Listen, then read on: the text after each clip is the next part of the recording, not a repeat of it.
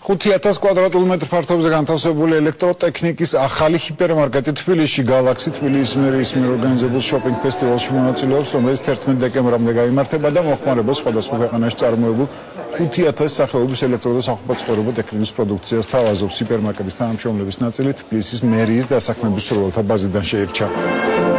ეს არის ქსელის დასაწყისი, ეს გაიხსნა პირველი მაღაზია ძალიან დიდი მოცულობის, სადაც 100 დასახელების სახლისათვის აუცილებელი სხვადასხვა ფასის იაფი საშუალო ძვირი, ყველანაირი ფასის საქონელია, თავარია 450 ადამიანი დასაქმდა და ამ ქსელის განვითარებასთან ერთად ბუნებრივია მეტი სამუშაო ადგილი შეიქმნება.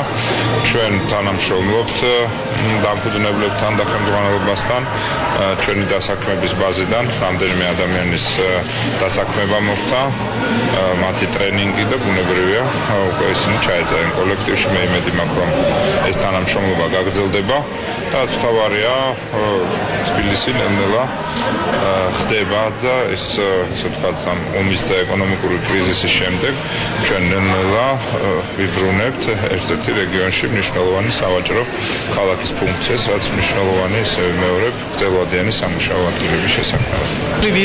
ქართულ ბაზარზე 2003 წლიდან ვართ. ჩვენ ამჟამად მომხმარებელს სწრაფ საცალო ვაჭრობას ვთავაზობთ. ჩვენ მივიჩნევთ, რომ გალაქსის სალონი რეგიონში ყველაზე დიდი მაღაზიაა.